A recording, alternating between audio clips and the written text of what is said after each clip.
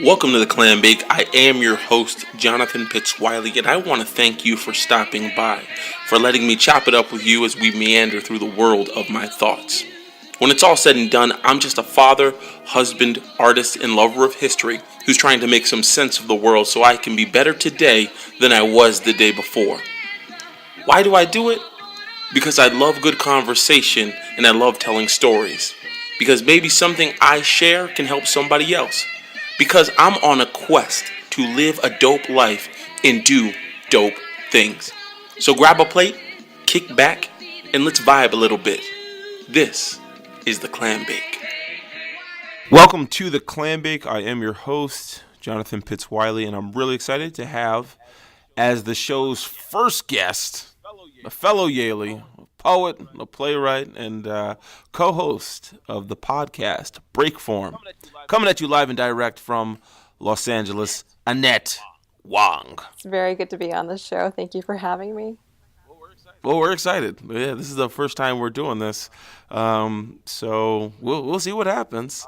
So as I mentioned to you, podcast listener types, Annette and I were classmates at Yale, and we had occasion to catch up at our mutual friend's wedding, which Annette officiated beautifully. Thank you. Hashtag TNT 2017.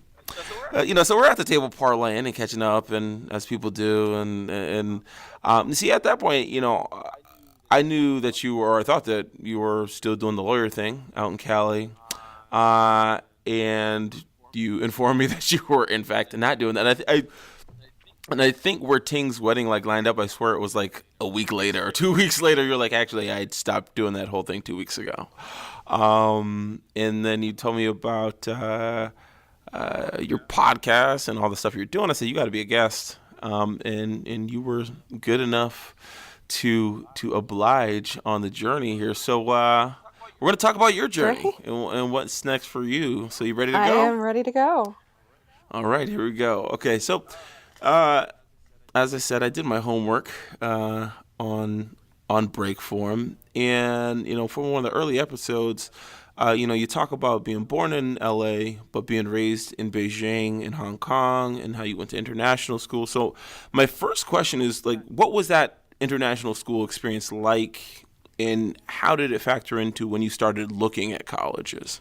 So I had a lot of fun growing up and meeting kids from all over the place. So before moving to Hong Kong, I lived in Beijing, and I went to the international school there, and a lot of the kids that went there were kids of ambassadors from all sorts of different countries, Kenya, places in Russia. I mean, well, Russia is a country, but but it's a big country. We consider there to be places. Right. And it was really fun to get to know kids from all over the world. And my parents themselves had come from U.S. universities. So I had a sense that as I was thinking about going to college, that I would likely apply to U.S. universities as well. For high school, I did go to a British school, so I also did look at UK schools. So that was also a possibility, but ultimately, U.S. colleges were where I focused most of my attention, and Yale took me. So. Yeah, right. Yeah, back in the day when they did those sorts of things. Yeah. I teach now, and it's savage out there. It's crazy. I don't know if we could get in today no more, man. I'm telling you. I don't know that I would. I'm telling you.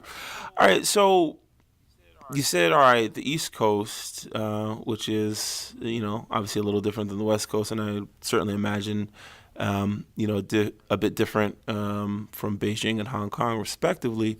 So what were your first impressions of Yale once you were on campus? I mean, because you know how it can be. Once you visit, that's one thing. They're trying to look good, but when it was all right, we're doing this, what were those first impressions of school?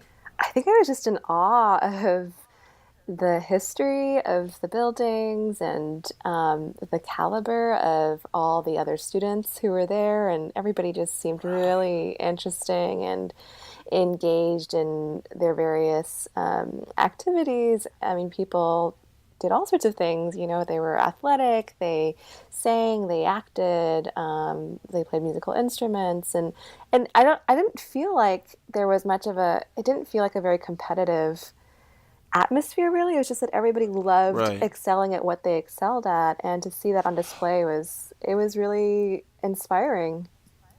Right. I totally agree with that, man. Like, something that I try to explain to people is like, when I was looking at school, because, you're looking at, these really good institutions, of higher learning and all that.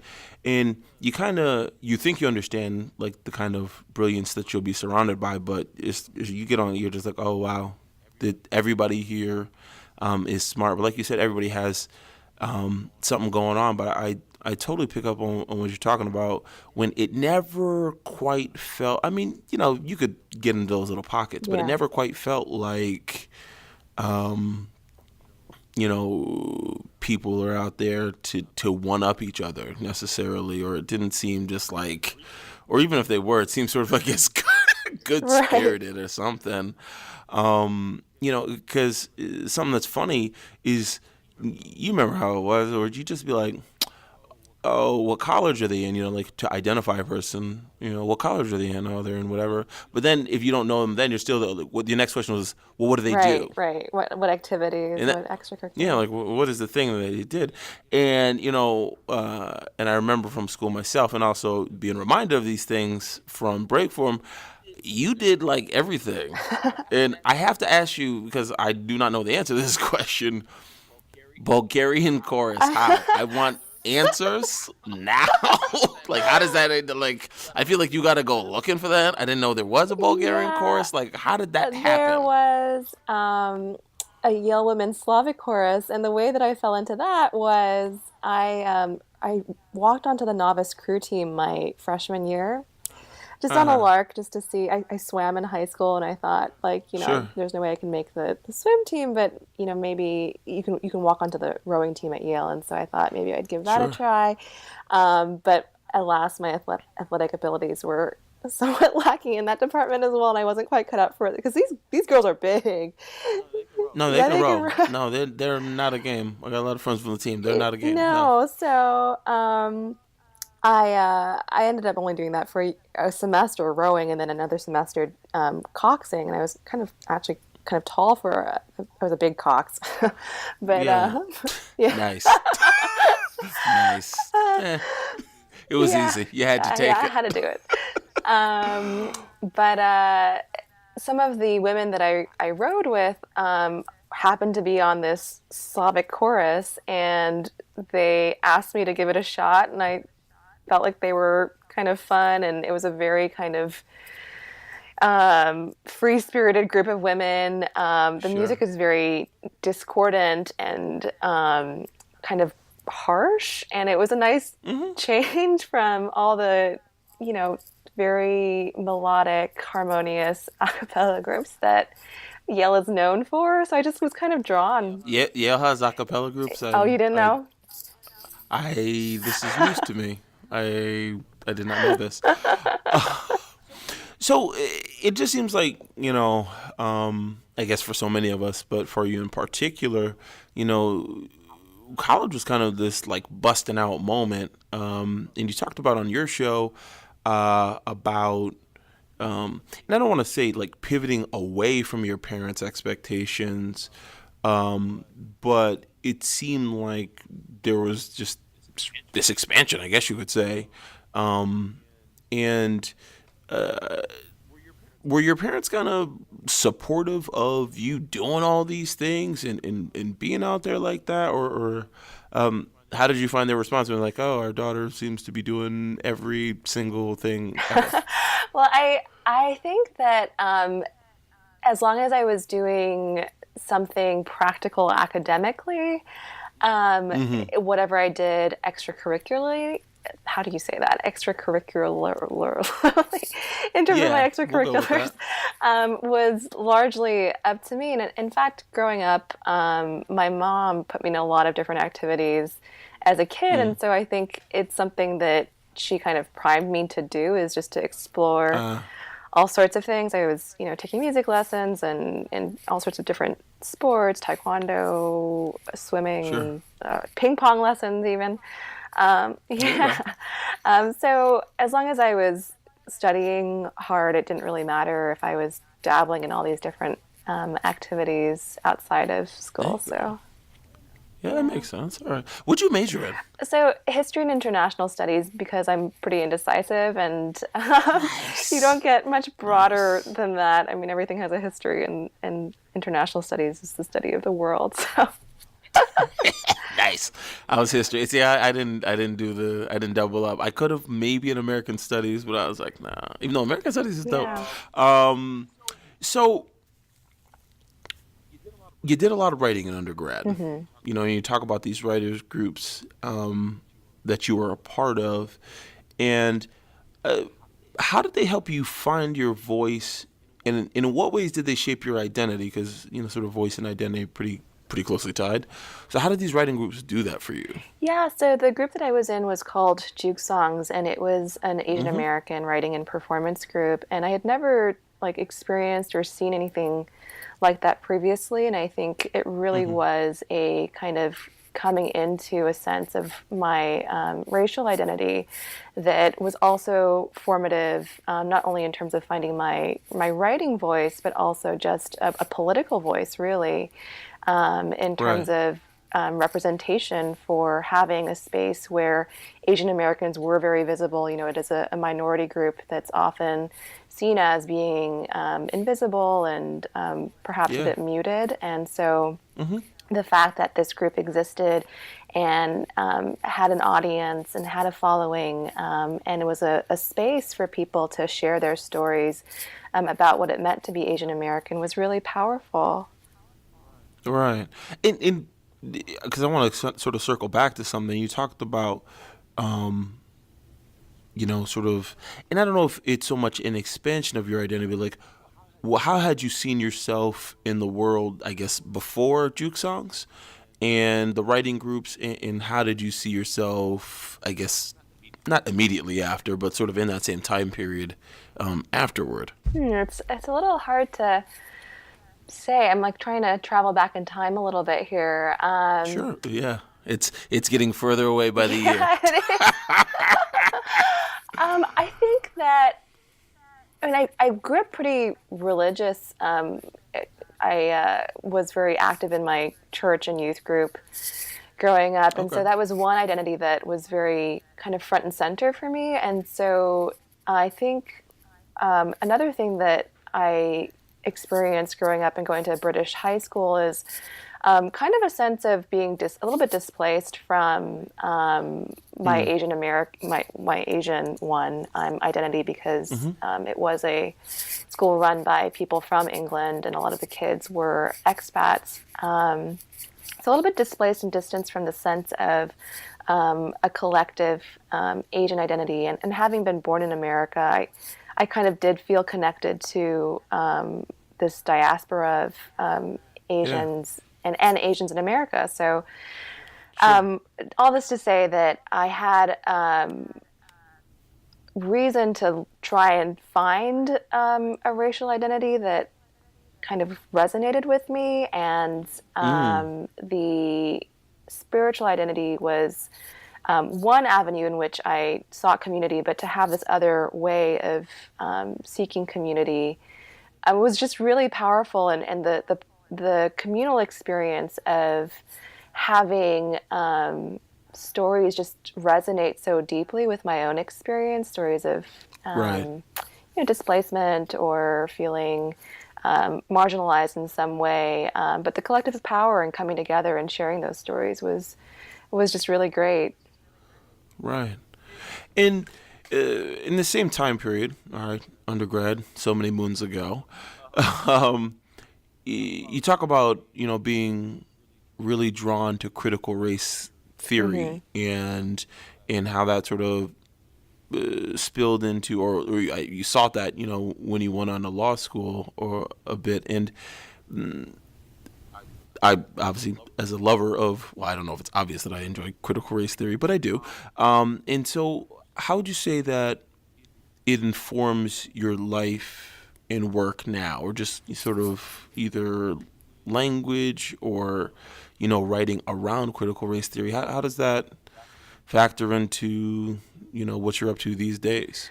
So I think that critical race theory, or learning more about it, was really helpful in grounding myself in the language of race and the vocabulary around race, the kind of academic outgrowth of conversations about race. And I think it really helps kind of understand and contextualize some of what's happening today. In some ways, I feel like today's world, we're kind of on steroids with the way in which we approach these issues. It just becomes so volatile so quickly. But I think what it helped me do is really understand the importance of just creating dialogue and sharing experiences around the process of becoming, racialized in this country, of speaking, truth to that experience, of, interacting with others and sharing the conversation and widening the conversation so that it's not just an academic conversation, but a wider shared forum for having these discussions. Right. And what do you think gets lost or misunderstood when it comes to critical race theory? Because I would agree that, in these tense moments where people often don't necessarily have the language, but it's not like the language doesn't exist. So where do you think people sort of go wrong, not in their critical race theory, but in their understanding of critical race theory? I think it's very easy today to use certain words as flashpoints. I think intersectionality gets a lot of play. I think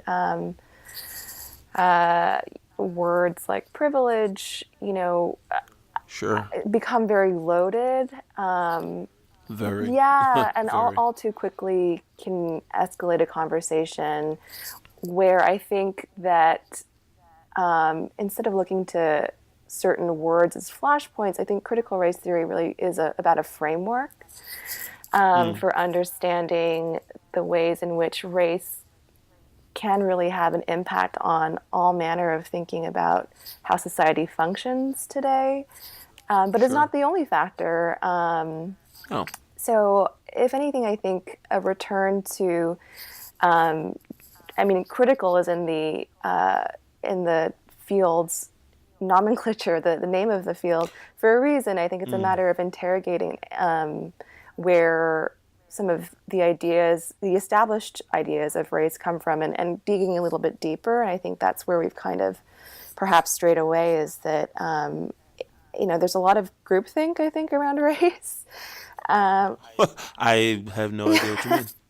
And it's all too easy for conversations just to become a place where thought-terminating statements are thrown out, like, calling somebody racist is a very easy way just to shut down a conversation. And so I think, yeah. But I want to, I don't know if it's pushing back on that, but I also can't help but wonder if these sort of moments are, frankly, interrupted or messed up by the fact that people conflate comfort and safety. Oh, totally. You know what I mean? And so you have, because sometimes I'm like, no, you're a racist because that's what this is. Like, this is racism. And I think sometimes, in these conversations, in these, I guess, cross-group conversations or whatever we want to call it, people really don't want to be uncomfortable, or they decide that discomfort means they are unsafe, which is just, I would offer, not really the case at all. So where do you think that the sweet spot? And I'm not asking you to sort of solve the racial problems of the world, but like, what for you is the sweet spot of conversation when it comes to these difficult conversations? Oh, it's really hard to say, but I think you're absolutely right that comfort and safety are, too often confused, and these conversations are inherently uncomfortable, and Mm, you do risk feeling at times perhaps a bit unsafe when you venture to say certain things about race. sure.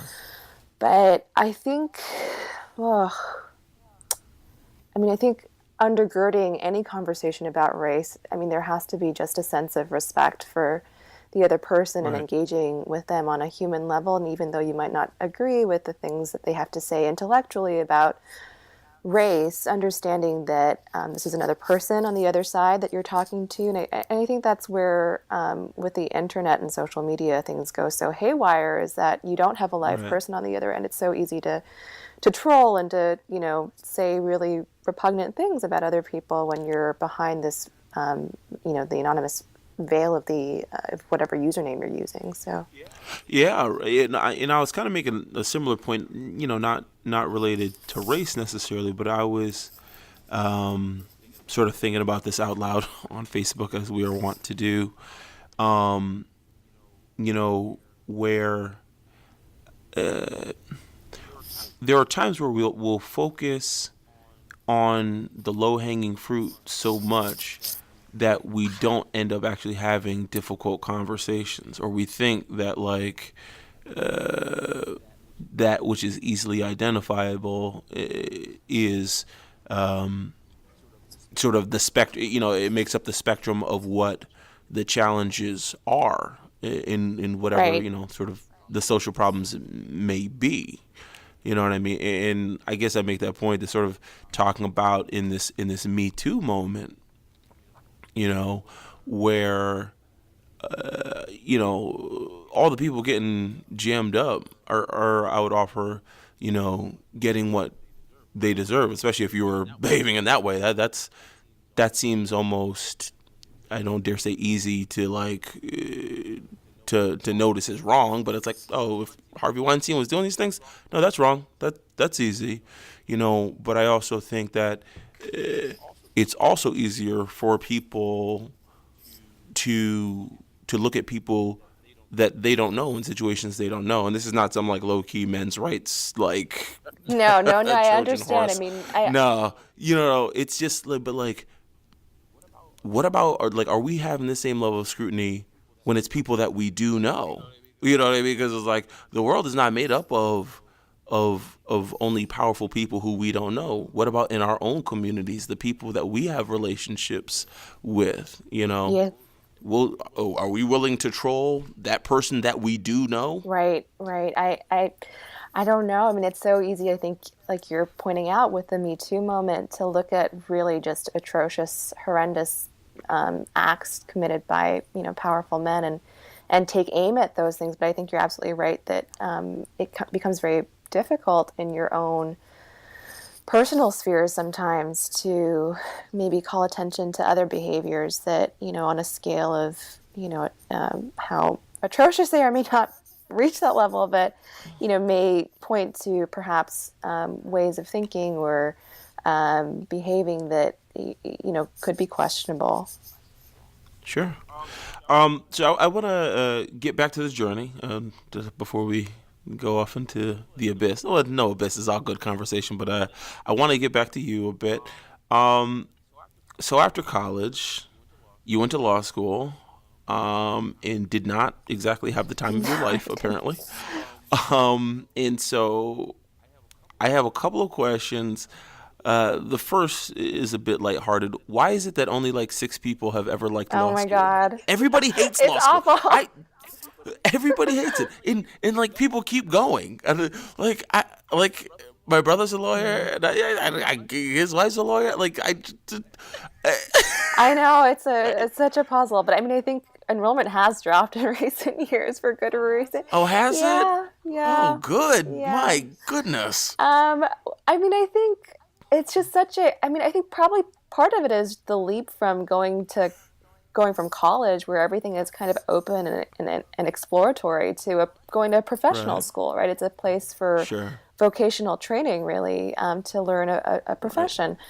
And consequently, the way of learning is very kind of structured and very, it's the way in which law school classes are taught nationwide are very similar. It's a Right. one kind of pedagogy of, you take these certain courses, constitutional law, torts, crim law, what have you, your first year, and then you go on to take electives your second and third year. So some of it, I think, is a loss of freedom in choosing your classes your first year and being forced to learn like really antiquated stuff. Right. Right. And then coupled with the terror of the Socratic method that's employed to put students on the spot Right. and answer, obscure questions in front of the whole class.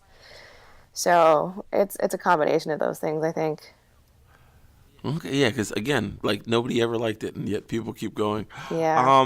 So, I guess you kind of already answered this, but just I guess what about it about the experience didn't vibe with who you were or who you were becoming? But I think you just Yeah, I mean, you just got out. yeah, I mean, I didn't like being forced to learn all these subjects that I knew were crucial in becoming a lawyer, but I also found that there wasn't really room to think more creatively, even in those subjects. It was very much about learning what the cases, taught you about certain what's called black letter law, like what is the takeaway, what is the ruling, Hmm. and then how can I use Right. that for my exam, because grades really do matter in law school. Yeah. So Yeah. And I mean, would you say would you say that you almost felt like you weren't learning, like learning for the sake of knowing something, as opposed to like this is all sort of you know uh, project or objective oriented. yeah, I mean, I felt like I learned a lot, but it was knowledge that I kind of had to stuff into my head, Right. like not altogether like willingly. And it was a little bit, a lot of it's quite obscure because you learn the development of a certain, like of the jurisprudence of a certain area, right? So, Right. Right. we would read cases out of England from the 1800s, and it's like, well, why, why? Why am I Yeah, doing this? exactly. And I mean, I love history, but it wasn't even about placing it within the context of, Right. what was happening at large, but rather, what is this narrow thing that I can take away that tells me about how tort law evolved? Right.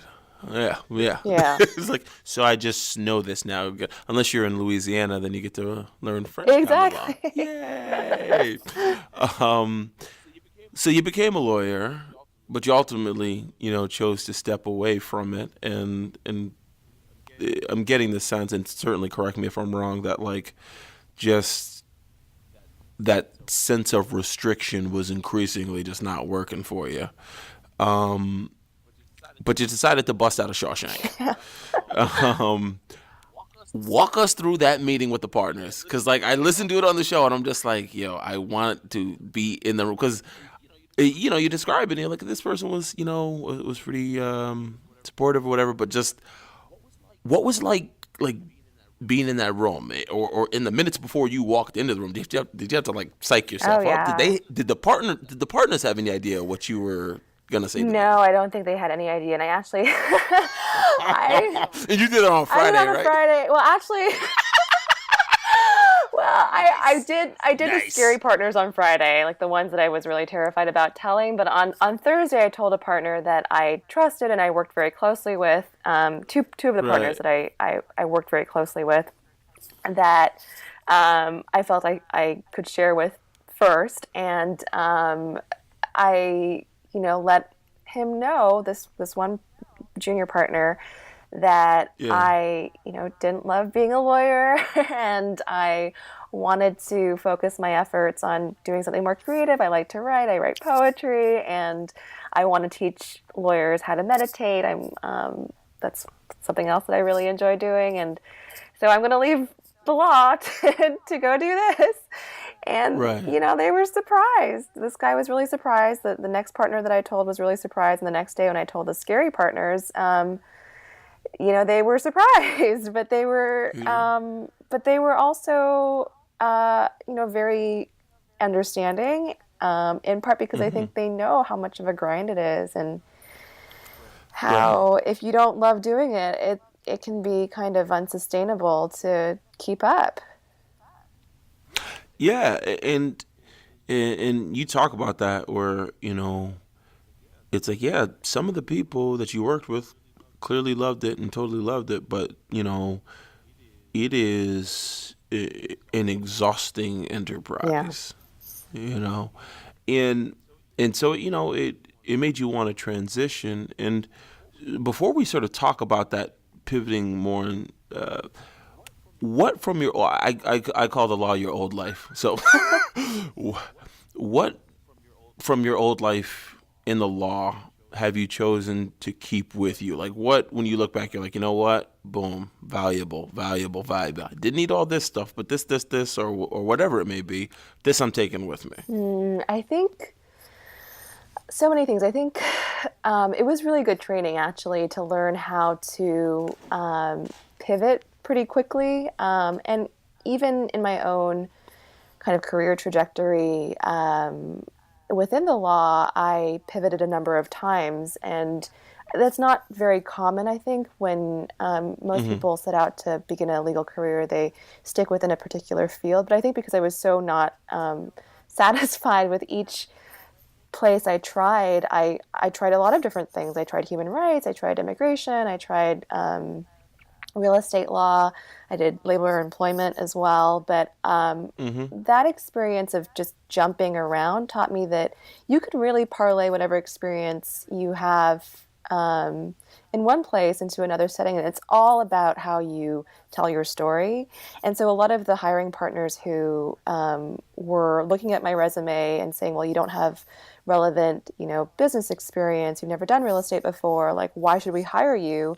I think it was that ability to kind of not only like tell a story. I think law does help you communicate Hmm. effectively and to learn how to convey your message in a way that is hopefully persuasive and understandable. I was Right. able to convince people to give me an opportunity Hmm. to try a new area of law, even though I hadn't previously done it before. And I take that with me, that ability to kind of say, well, this is something completely new, but I'm willing to try it, I'm willing to learn, and I'm willing to pivot if I need to, and I can tell a story about what I've learned along the way. All right. So is that you telling us you're going to run in 2020? I feel like that's you. I think you just told us you're running Oh in my 2020, goodness. which, I mean, I guess, I why I not? I just I'm mean, too much of an introvert to do that, I think. oh, well, but you said that you have a lot of, related experience, kinda, I sorta. maybe. So I mean, it'll make you as good as the next person, right?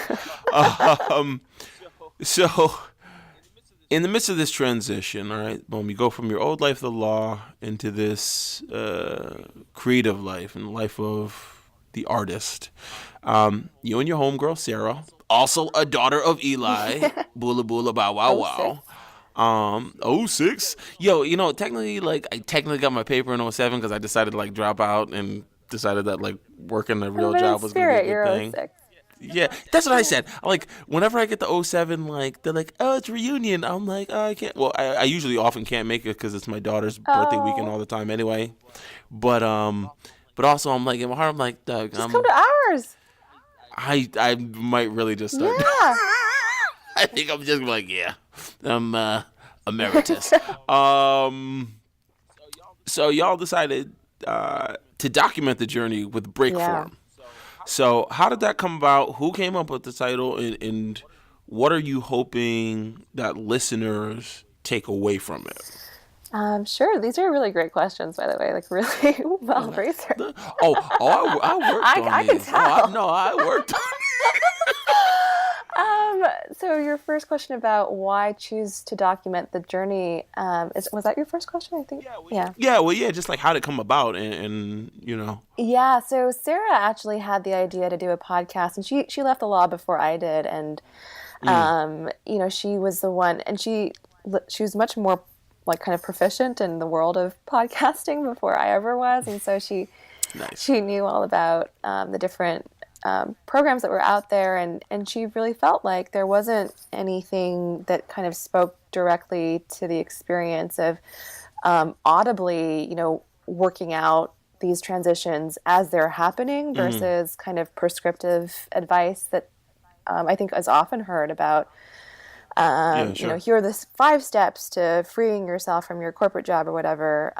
She wanted to give like more of a live sense of what was happening. And we were having these conversations as I was beginning to think about leaving the law in person, just the two of us. And we thought, well, why not try recording them and let's just see what happens. So the title I came up with, and it was actually something that I borrow from the world of poetry because Mm, in poetry we often talk about different forms for how poems are written. Different mm-hmm. sonnets or pantoums or haikus, what have you, and Sure. ways in which poets perhaps break out of form, or when you choose to leave a certain container behind, it's a very deliberate choice, and it's a powerful choice too to say that you're breaking with convention or to try something different.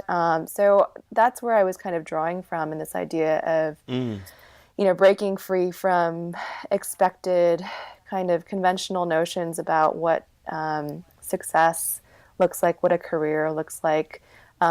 We thought that was very much kind of at the heart of what we were trying to do. So it kind of stuck.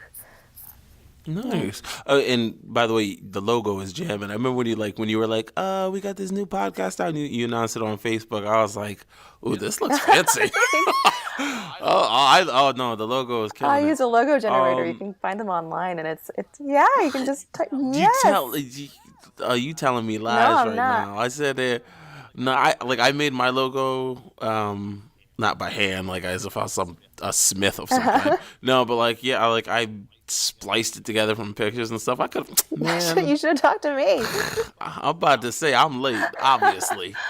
Um, so you talked about it a little bit. I do want you to expand upon it because as I said, I was doing my work on it and listening to see what you all were talking about, and it was really interesting because I didn't go to a professional school after undergrad, but I'm sort of in a career now, and in a weird way, I also like as Sarah was going on her parent journey, I found myself nodding my Yeah, head and being like, "Yup, yeah. yup, yup," and so it yeah, if you could just, I guess, sorry, say a little bit more about who you hope to have listening to this in terms of like, not to say you don't want everybody listening, of course, but I felt like you were speaking of like our group Mm.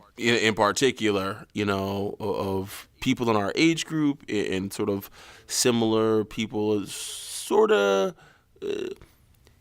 we're starting to go from 1 and 3 year plans to like 10 and 15 year plans now. We're getting into that age I think you're range absolutely right. And in an interesting way, and just so, and so maybe I'm saying like it feels like you're talking to us.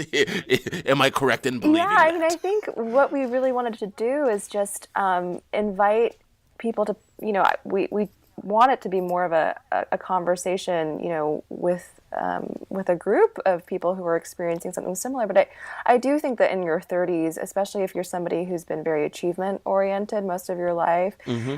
in your 30s, you have to really come to grips with a lot of really crucial decisions about, Sure. who am I? Where do I want to live? Do I want to have a family? If I do have a family, like what does that mean for my sense of identity, my career?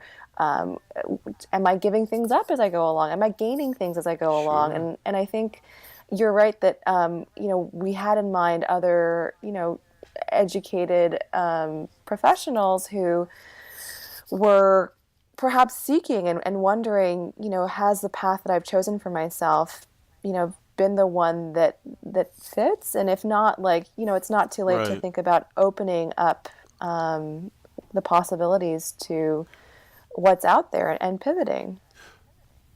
Yeah, Mick. This in listening to the show, and it's something that I came to realize. I mean, I had, my wife and I, we had our daughter youngish relative to our Hmm. group in a way. You know what I mean? Like I was 25 when my daughter was born, and eh, the thing that certainly parenthood, but just like you're saying, this time period, it's so hard to be Mm. average. That's what they don't tell you coming up.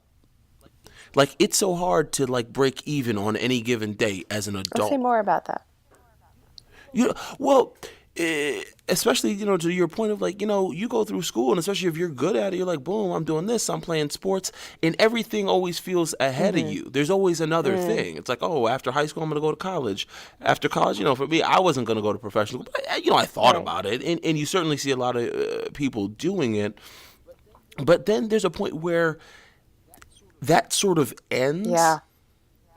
in Windows, and I'm not trying to get like suddenly make it all down, but like a weird part of the aging process is, you know, you start seeing windows start to Right. close. Doesn't mean you couldn't bust them back open, but it's also interesting because I'm a teacher too. So I'm around high school age kids all the Right. time, and so everything's ahead of them. Yeah. You know, but you you go from where your 20s are really the infancy of Hmm. adulthood.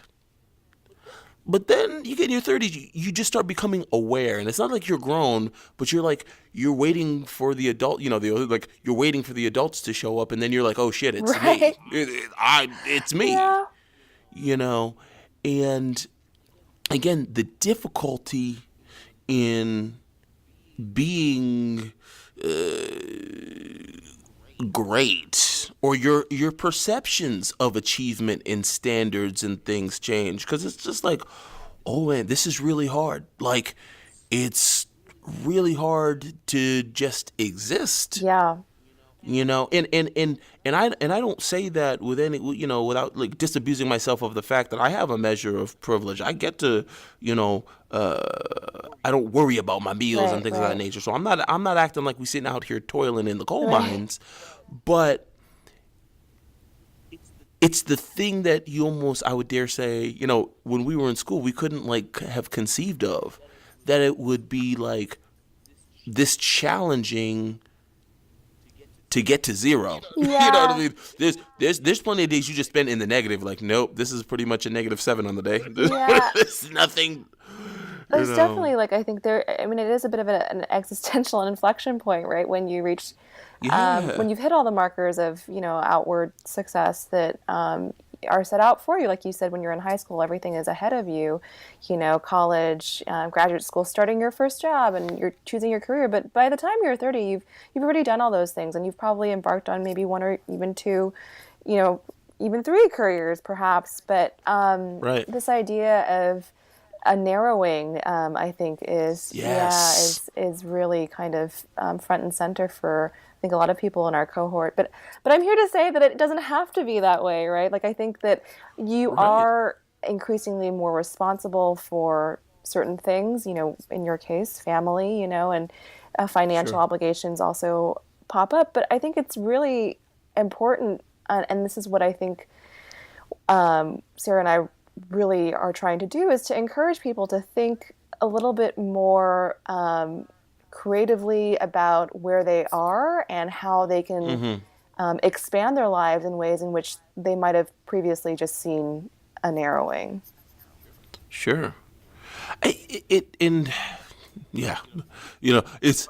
I find your show very soothing. I have to say that, like, because you guys have these like soporific voices, like, but not put you to sleep. I mean, so therefore, I didn't really use the word correctly. But like, it's just like, yeah, Yeah, like I'm like I find myself like really engaged and like I'm like, yeah, that Well, makes thanks so much sense. for listening. I have Yeah. experienced that before.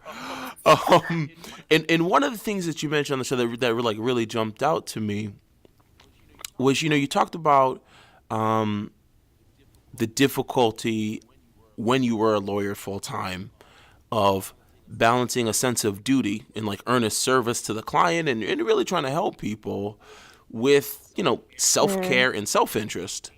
And I'm a person who thinks that artists are civil servants. That's mm. me. So I got to say that. So looking at it through that lens and looking at it, through the lens of an artist, how have you grappled with that balance in the new phase of your life? This balance of, duty and service to like duty to yourself. I think it really does start with, I mean, this is kind of trite, but like you have to take care of yourself before you can take care of others. And I have recently, in the last 2 years, taken to mindfulness meditation as a way of kind Mm, of creating that space for self care and reflection and just sure. allowing yourself an opportunity to like watch your own thoughts, right? And yeah, I think by first tapping into what's happening with you, then you're better able to serve in whatever capacity that is, be it, in the medical profession, burnout is also a really huge problem. Sure. And there have Right. been studies that show that doctors who are able to be more compassionate and kind and take care of themselves often, produce better outcomes for patients too. And I think that's Right. certainly, it bears out in real life as well, and not just in Sure. studies. Yeah. Sure. No, I mean, I feel that. And, even the difference between, and I'm not trying to like compare like being an underslept history teacher with being an underslept surgeon, but like, on those days where you would wake up and you didn't get that restful sleep, it it affects everything. It affects your interactions. It affects, your decision making. Totally. And in trying to put that first while also trying to serve people, I find that to be, extremely difficult. To be perfectly honest with you, um, so and it's I'm just gonna accuse you of having hacked into my questions because I'm like, man, she used mindfulness. So I had this whole question. I was like, so how do you try to embrace mindfulness? But like on a, like a daily basis sense, what are some of the ways that you try to just like nope embrace mindfulness on a practical level? Like, what is it that you do for yourself? Yeah, so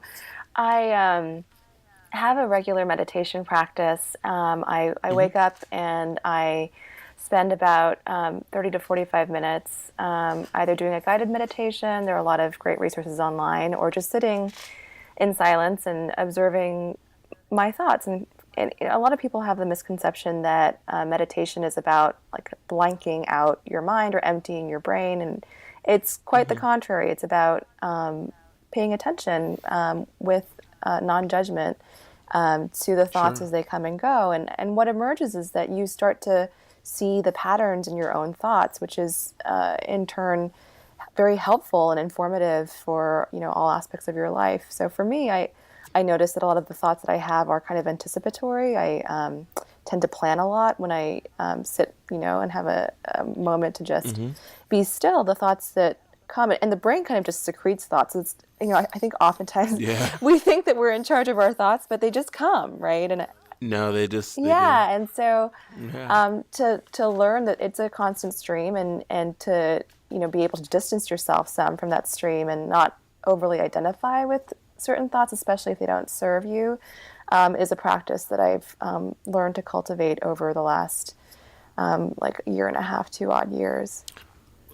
Well, you're better than me. I'm a criminal overthinker, and it's interesting because I work at a Quaker Mm, school, so every week we have meeting for worship, and meeting for worship, in the Friends tradition, it's rooted in mm, silence. I don't know if you've ever been to a meeting for worship, no. but you'd probably find it interesting just because you speak from the silence if you feel so moved to do so. But it's actually quite powerful to be in a room full of 100 people, or sometimes a couple hundred people if it's the whole school, and everybody is just being Wow. quiet. No, it's wild. I'm sure they have friends or meeting houses out your Mm. way. I would encourage you to just check it out, just for you know for your Yeah, that'd be practice. cool. Um, but when you're talking about the brain just sort of secreting thoughts, and I find that oftentimes in meeting, I'm thinking about the next Yeah. thing and then beating myself up for thinking about the next thing. Not even on some like, I don't want to be doing this, like, but just on some like, all right, I gotta print this thing. I gotta, you know, and it sounds cliche, but sometimes I feel like the world is just too damn Yeah. fast. I mean, not great. I mean, I'm sitting here talking to you across the damn country over the internet on and the microphones, like, so I'm not gonna sit here and sort of be like one of all these whippersnappers, but it's it's so difficult to be Right. present. It really is, I think, in today's world. You're right. We move very quickly. Technology enables all sorts of stimulus and, email and expectations around like response times. It's a very difficult world to be still in, and yet it's possible to, with just a few minutes a day, to kind of quiet the brain a little bit and create a little bit of space. But I think when you were talking about how when you have kind of your thoughts about what's coming next, the fact that you're kind of critical about, like that you're judging the thoughts, that's also another part of a mindfulness practice is recognizing that, the thoughts are going to come, um, that they're Right. there, but you don't have to over-identify with them. And Hmm. judging them can only pile on the kind of sense of, you know, anticipation or anxiety that you might have about what's coming up. But Right. for me, a lot of what being mindful is about just kind of managing attention. And Mm. attention is the energy of our lives, right? That's how we show up for our lives. And if we are not intentional or mindful about how we use our attention, it's very easy to feel like your life is just passing you by. Attention is how we show up for our life. Is that you? Because I'm stealing that. I might have cobbled it together from a few different people, but Well, yeah, I'm gonna steal that tomorrow. okay, great. Oh my goodness. Well, that was okay. Whoa, that was doozy. I like that. Oh, Thank you no for that. I'm problem. stealing that. So in part of the self care and mindfulness aspects that you all discuss on the show, you mentioned on a few occasions and pretty enthusiastically and positively, about seeing Mm-hmm. therapists and how. Um, so I guess my question is, how has that been? How has that been as like being part of the journey? And is that something that you found like you incorporated into your life easily? Did it take work? Because obviously for lots of different kinds of people who might be listening or whatever, um, even in the thoughts about breaking form or thoughts about pivoting or not being stuck, I think is a good way to look at a lot of what you all talk about. Um, how did you come to a place where you're like, nope, therapy is a good thing, and that's what I'm doing, and how has it sort of informed your journey? Yeah, so I actually came to therapy first in a couples context. I had my boyfriend and I were having some issues, but I then decided to see a therapist on an individual basis because I was dealing Hmm. with a lot of work stress. And I wish I had started therapy or seeing a counselor when it was free back in college.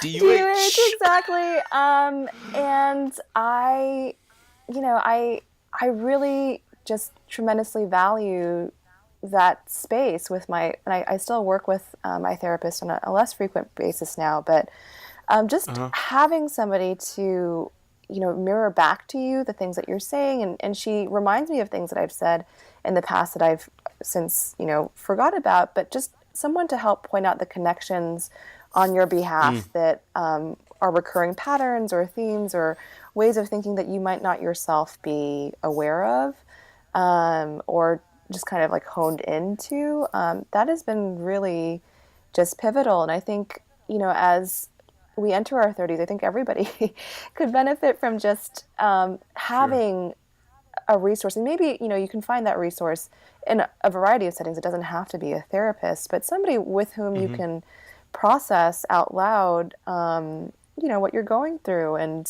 for me, yeah, it was a combination of kind of relationship and work anxiety, getting to a point where Sure. I wanted to have some assistance with that. And it has been a huge help in all fronts. And she did help me navigate kind of my thinking around making the transition and pointed out to me how unhappy I was in the law and Right. the need to get out. Right. No, and I think that those kind of outlets are really important. It's interesting, being a teacher and encouraging kids uh, in trying to get over their own. And it's not just kids. Like I'm not gonna act like, oh, it's only students, like, as if adults don't have hangups that they don't want to discuss with another person. Um, but the positivity with which you speak about it, I think is important. Also in destigmatizing Yeah, it, because for so many people, it's a matter of weakness. right. It's a matter of, and to be fair, it is used as a cudgel against people. You know what I mean? So it's Yeah, not like the people are just projecting this out into the world. The world sort of gives that back to them. And how would you say? I mean, just I guess in thinking about it, how would you say breaking down those? Because you're a person who I would say just tries to help people. Help people gains a measure of clarity and to uh, look at things through a different lens. So I guess maybe I'm pivoting a little and saying like in your own coaching, in your own sort of meditation groups, how do you get people to buy in? yeah. You I know. think a large part of that is being open yourself and vulnerable Mm, and sharing the things that have impacted you and brought you to where you are. And I think, sitting here, I was like, oh, should I have talked about like, the fact that I had relationship counseling too, but I think that's important actually. And I was like, no, it's a good thing to lean into, sharing the sure. struggles that you have to highlight the kind of common humanity that we have with others, and that struggling is part of being human. Like, it's part and parcel of how we are in this world. Like, things aren't always, Sure. 100% smooth, ripple free. So just to let people know that if you're struggling or you're feeling like you're not quite satisfied with wherever you are or who you feel like you're becoming, that's okay. That's understandable. Other people have been there. I've been there. But there's help, and you're not alone. No, and I think that is important. For people to embrace and to be open, and that openness is probably you know the hardest part. I think because even for myself, when I think about um, and I like to think that I'm a fairly open and person. I have people to Hmm. talk to, but even I, who has a really good support system, you know, there's this part of me, and I don't know if it's just comes from Hmm. myself or the world in which we live or anything of that nature, but the thing I despise most in the world is Mm, weakness, because that's the thing I fear the most. You know yeah. what I mean? Like, and I'm afraid that I am that. And if I am weak, then what does that Right. mean? Right. You know what I mean? And I don't want to be like, and I think a lot of men No, are I like that, do but think I, it's but a I, it's but I a I do, do think but that's I, a but I no, I do. agree with you. But I mean, I think feeling like you have um, the potential to be a little bit more vulnerable. I mean, that's just part of being weak, is part of being human, right? And weakness Yeah, is not necessarily, I mean, we judge weakness as being this net bad thing, but it's part of how we come into this world, like little Yeah, children sure. are not very strong. They require a lot of nurture and support and care, and that's what bolsters them. And, everybody needs that at all levels. So, Well, yeah, yeah. I was sitting here like, dang, that's just true. Um, so I want to transition a little bit here, um, and talk about sort of your artistic endeavors and approaches and things. And uh, you and Sarah talk a lot about schedule and mm, routine in the early episodes, and first talking about it in the sense of sort of in your old lives. Um, but I found it particularly interesting, as it pertained to what it means for creative people. And you both talk about the need to mm. disrupt in order to keep yourself creative and productive. So, what are the ways that you go about disrupting for yourself? Yeah, I mean, I think it's a variety of things. I think one thing is, just getting out of town every now and then is really helpful. And if not that, even Right. just, driving down a different road or checking out a new cafe that you haven't been to before, experiencing a different neighborhood in your city can be a way of just switching things up a little bit. Everything from that to, trying different exercises for my writing, which get me to Mm. think in a way that I don't normally think. So something I've been trying lately is translating, and I use kind of air quotes around that because it's not, from one language to the other, but from one poet's work whom I admire, like trying to paraphrase, like, so how would I say this again in Mm. English, but in my own words? And that, Right. there are twofold benefits to that. One, you really familiarize yourself with the underlying poet's work, and two, you really stretch yourself to express yourself in a way that you might not have previously ever thought to. And Sure. it's that I think exercise in there's a literary saying, a phrase about defamiliarization, and this idea Mm-hmm. that good writing or good art is something that doesn't feel pat or rote, but feels a little bit strange or unfamiliar, right? It makes the Mm. familiar unfamiliar. Like good writing slows you down and forces you to look at something anew. Right. So yeah, just trying to keep myself a little bit off kilter in certain ways to switch it up. Right. Yeah, Did you take daily themes in I undergrad? didn't, but I've heard such good things about it. No, it was it You was it did it? was really good. Yeah, I did. And one of the things the professor said was, he was quoting a French writer whose name I forget. He was talking about, 20 lines a day, genius or not, Mm-hmm. and just talking about and staying on task as a writer. And so, as a writer, how do you keep yourself on task? And I know that you talked about paraphrasing or translating poetry. Um, so connected to the question of how you keep yourself on task is also have your thoughts on the nature of tasks changed, because you talk about in the show talking about having this reorientation, or this rethinking surrounding schedule and routine and achievement and work and money and like and Yeah. all these sort of connecting threads. And so again, yeah, how do you keep yourself on task? Uh-huh. and has what you think about tasks changed? And if so, in what way? Yeah, I mean, such great questions.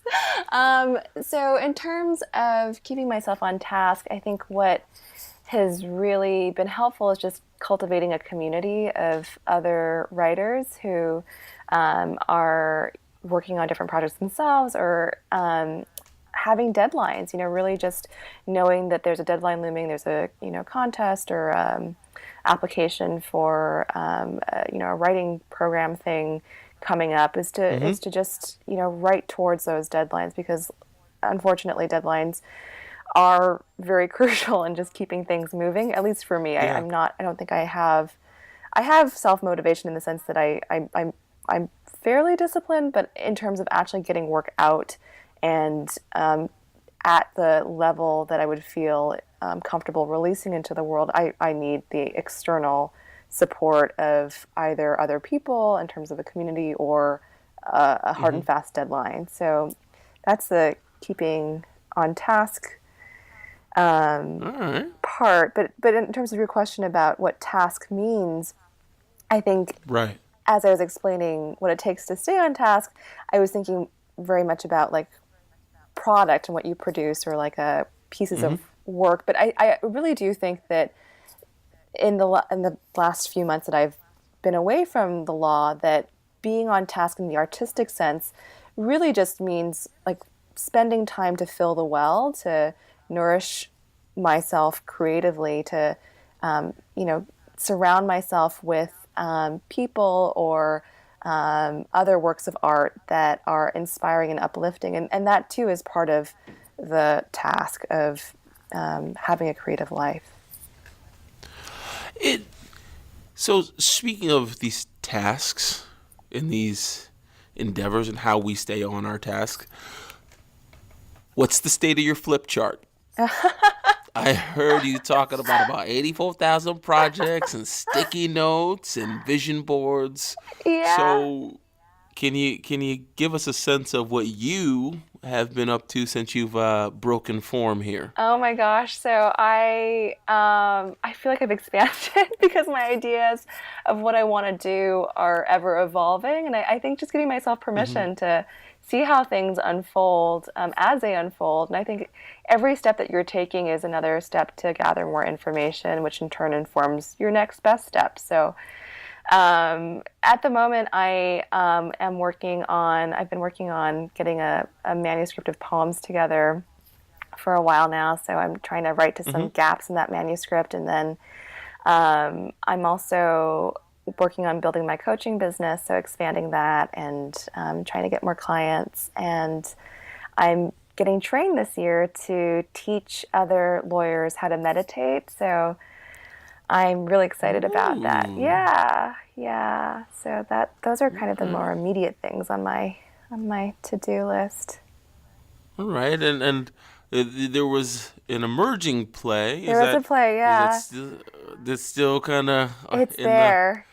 It's there, but I have to brush it off at some point and give it life again. And so it's part of it. Well, that sounded very exciting. We won't sit here and do the whole but like I hope you do. It sounded very interesting when you were talking about it. Oh, thank you. So in your manuscript that you're putting together, for those who either may not know how that works or are trying to do that themselves, like how many, like how do you know like this is the right amount, or you know what I mean? I feel like it's almost different than even writing a set of essays or like here's this novel or here's this other thing. Like how do you know when you're done?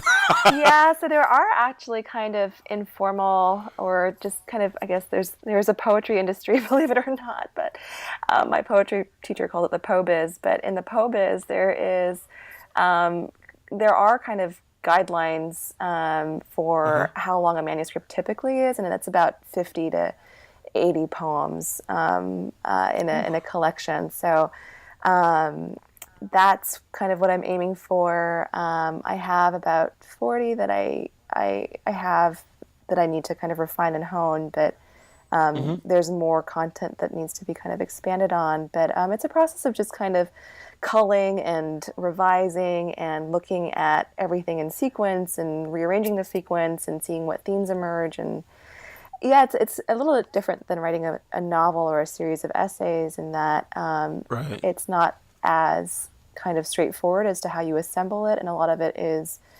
the art is also in the assembly of the ordering of the poems. So because that in itself can be indicative of what relationships emerge between ideas and tension between ideas and such come to light in terms of the ordering. So yeah, it's a bit of a process. No, I believe it. I ain't coming out with no manuscript. Well,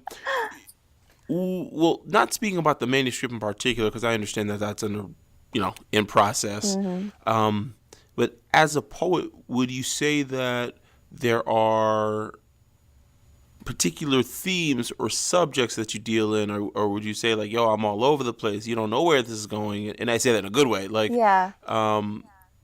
just kind of what sort of stuff do you write about, or is it like, nah, I write about anything and everything? I do write about a few themes that recur with some frequency. The first Hmm. is family. I write a lot about my extended family, my grandparents, my parents, and the sense of connection, disconnection, about migration, and loss. I think those are Hmm. recurring themes that I return to again and again, just based on my own personal experience. And then related to that is also language and the way in which language is, all that we have, and at the same time, very limiting as well. Yeah, and can be the source of a lot of tension between people. And would you say that you write about what you know, or write about what you're drawn to? Do you find yourself like stretching into areas that you might not, like, I don't know if it's like might not naturally go into, but is there any areas where you're like, I uh I got to stretch to step into this a bit, not Yeah, stretch inauthentically, but just space that you might not otherwise occupy? yeah. I mean, I find myself really, well, I guess I'm drawn to this, but I'm drawn to like articles about space and science and Mm. evolutionary biology. And sometimes I adopt some of the language from those disciplines and incorporate that into my work just because I'm really captivated by science and the way in which we learn so much about the physical world around us. And again, I think there's a certain register that is used to talk about these topics, which I also find very fascinating about the language that's created within certain, subspecialties Mm. that exist. It's fun to like see how other people language their kind of discipline. Okay. So when you come back to the show with your manuscript, you're gonna read a couple poems for us when you come back, when you come back for another Sure, episode. happy to.